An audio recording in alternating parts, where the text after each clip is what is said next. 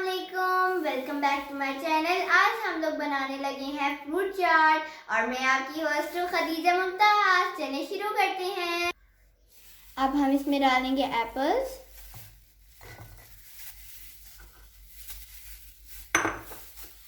गावा, बनाना, और अगर आप कोई और फ्रूट डालना चाहते हैं तो आप वो भी डाल सकते हैं।